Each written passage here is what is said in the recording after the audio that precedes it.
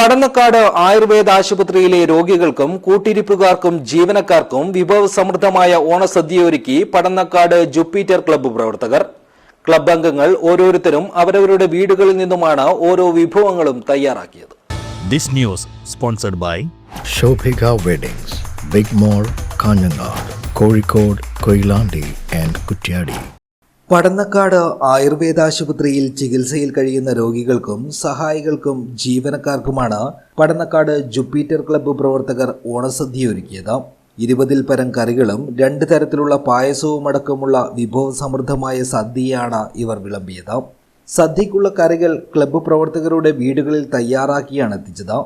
ഓരോ വീടുകളിൽ നിന്നും ഒരു കറി എത്തിച്ചപ്പോൾ സദ്യക്കുള്ള കറികളുടെ എണ്ണം 22ഓളമായി.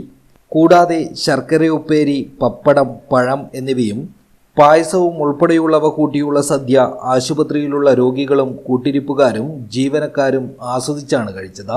ജില്ലാ ആശുപത്രിയിലെ രോഗികൾക്കും കൂട്ടിരിപ്പുകാർക്കും അതുപോലെ ഇവിടെയുള്ള ജീവനക്കാർക്കും ഡോക്ടർ മറ്റ് എല്ലാ ജീവനക്കാർക്കും ഇവിടെ ഒരുപാട് വർഷമായിട്ട് നിരവധി ആളുകളെ വിഭവസമൃദ്ധമായ സദ്യ കൊടുക്കാറുണ്ട്.